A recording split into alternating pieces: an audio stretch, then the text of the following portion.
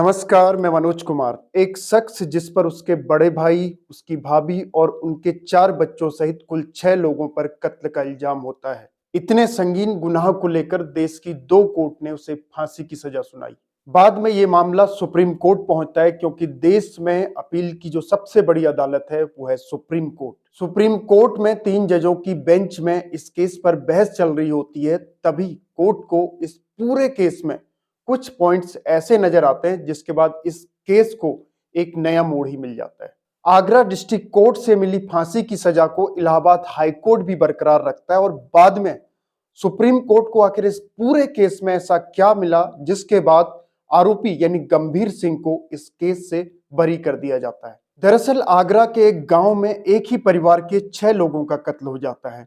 गंभीर सिंह के बड़े भाई सत्यभान, उनकी पत्नी और उनके 4 बच्चे। बाद में गंभीर सिंह के बड़े भाई सत्यभान सिंह का साला यानी गंभीर की भाभी का भाई ये पुलिस को एक बयान देता है कि उसे गंभीर सिंह पर शक है।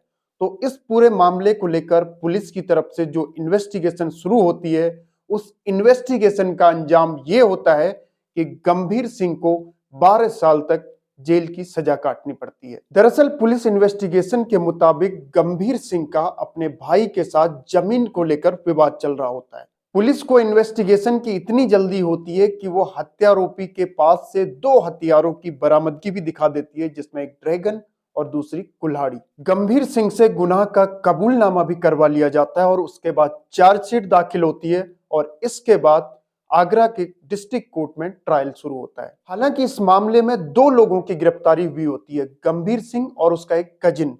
बाद में उसके कजिन को तो रिहा कर दिया जाता है, लेकिन गंभीर सिंह को आगरा डिस्ट्रिक्ट कोर्ट से सजाए मौत की सजा सुनाई जाती है।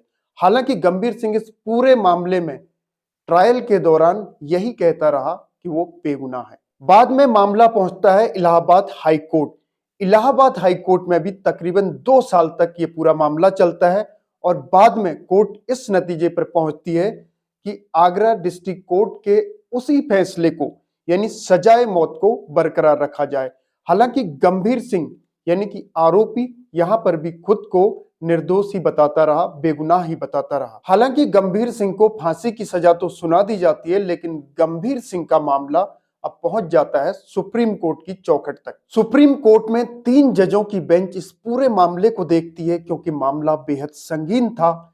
6 लोगों की, एक ही परिवार के 6 लोगों की हत्या हो जाती है और उसमें हत्यारोपी जिसे 2-2 कोर्ट से यानी निचली अदालत और उसके बाद हाई कोर्ट से मौत की सजा सुनाई जाती है, उसके बाद वो ये कह रहा होता है कि वो बेगुनाह है। तकरीबन 6 साल तक इस पूरे मामले को लेकर सुप्रीम कोर्ट में बहस चल रही होती है और फिर एक दिन सुनवाई के लिए तय किया जाता है और फिर उस दिन गंभीर सिंह यानी इस आरोपी को, जिसे आगरा डिस्ट्रिक्ट कोर्ट और उसके बाद हाई कोर्ट से फांसी की सजा सुनाई होती है, इसे अदालत के द्वारा बरी करने का हुक्म दे दिया जाता है। आखिर सुप्रीम कोर्ट को इस पूरे केस में ऐसा क्या नजर आता है जिसके बाद सुप्रीम कोर्ट गंभीर सिंह को बरी करने का हुक्म सुनाती है? तो आइए इसको लेकर हम इसे 4 पॉइंट के बेसिस पर जानने की कोशिश करते हैं।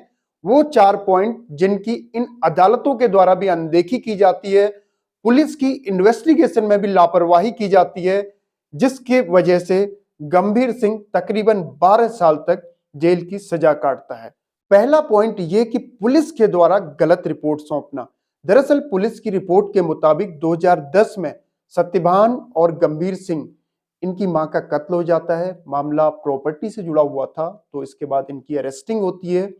बाद में इस मामले में सत्यभान की जो है जमानत हो जाती है, तो गंभीर सिंह सत्यभान का छोटा भाई सत्यभान से कहता है कि उसकी जमानत करवाई जाए, उसके लिए कुछ प्रॉपर्टी भेज दी जाए। तो सत्यभान अपनी ही पत्नी को जो है प्रॉपर्टी का कुछ हिस्सा बेच देता है। बाद में जब गंभीर सिंह जमानत के बाद बाहर आता है तो सत्यभान और उसके परिवार का कत्ल कर देता है, ऐसा पुलिस की रिपोर्ट में बताया जाता है। हालांकि इस पूरे मामले में निचली अदालतों को जो चीज नहीं दिखी वो ये कि कत्ल की जो कहानी थी उसमें कितनी सच्चाई है और जो जमीन का क्रय विक्रय किया गया या जो जमीन बेची गई उसको लेकर कागजातों की किस तरीके से जांच पड़ताल की गई। दरअसल इस पॉइंट में सुप्रीम कोर्ट ने सबूतों का अभाव पाया, कत्ल को लेकर और उसके साथ साथ जो उसकी भाभी को जमीन बेची गई थी उनके कागजात को लेकर। और दूसरा पॉइंट, पुलिस का यह कहना कि उस व्यक्ति की यानी गंभीर सिंह की अरेस्टिंग होती है स्पॉट से 10 किलोमीटर दूर से, 10 किलोमीटर दूर से अरेस्टिंग होती है और उन्हीं कपड़ों में पकड़ा जाता है जिन कपड़ों में उसने मर्डर किया होता है, यानी खून से लथपथ कपड़ों में वो मिलता है, ऐसा पुलिस के द्वारा कहा जाता है। लेकिन सुप्रीम कोर्ट का इस पर यह कहना होता है कि कोई शख्स खून से लथपथ कपड़ों में वारदात वाली उस जगह से 10 किलोमीटर दूर तक वैसे ही कपड़ों में क्यों जाएगा। तो यहां पर भी सुप्रीम कोर्ट को लापरवाही नजर आती है और इन्वेस्टिगेशन में जल्दबाजी दिखती है। तीसरा सबसे महत्वपूर्ण पॉइंट जिस पर सुप्रीम कोर्ट ने गौर फरमाया वो ये कि हत्या में प्रयुक्त जिन हथियारों की बरामदगी हुई होती है, यानी कि कुल्हाड़ी और ड्रैगन या कटारी, इन दो हथियारों को लेकर पुलिस की तरफ से जो लापरवाही बरती जाती है, पहली चीज इनको सीलबंद नहीं किया जाता है, पुलिस के मालखाने में ही ये पड़े रहते हैं। और उसके बाद जब फॉरेंसिक के लिए जाता है तो फॉरेंसिक रिपोर्ट में ये चीज तो क्लियर होती है कि उन हथियारों पर खून लगा हुआ था, लेकिन ब्लड ग्रुप को लेकर फॉरेंसिक रिपोर्ट में किसी भी तरह का कोई जिक्र नहीं होता है। दरअसल पुलिस ये भी क्लियर नहीं कर पाई कि ये 6 कत्ल कुल्हाड़ी से हुए या कटारी से। इन सारे पॉइंट्स के बेसिस पर सुप्रीम कोर्ट ये मानती है कि इन सारे सबूतों में सच्चाई का अभाव है और इसके साथ साथ निचली कोर्ट और हाई कोर्ट का भी इन साक्ष्यों की तरफ ध्यान नहीं जाता है।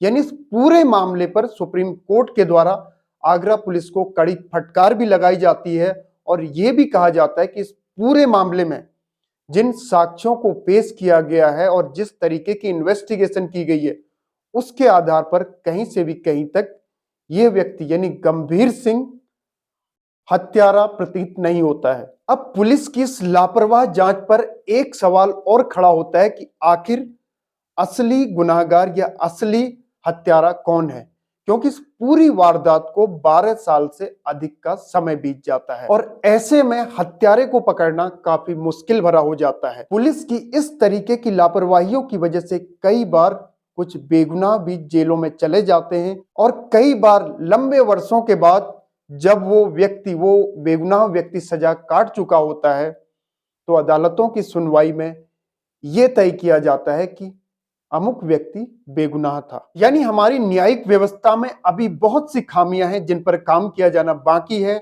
सरकारों के द्वारा तमाम दावे किए जाते हैं, तमाम तरीके की आधुनिक तकनीकों का हवाला दिया जाता है, लेकिन आज भी निचले लेवल पर जिस तरीके की लापरवाहियां की जाती हैं उसकी वजह से कई बार मासूम और बेगुनाह लोगों को अपने हंसते खेलते परिवार से वर्षों तक दूर रहना पड़ता है और कई बार कुछ लोग इस पूरे सदमे को बर्दाश्त नहीं कर पाते और जेल में ही सुसाइड तक कर लेते हैं। तो आज के लिए फिलहाल इतना ही, आगे फिर होगी मुलाकात। नमस्कार।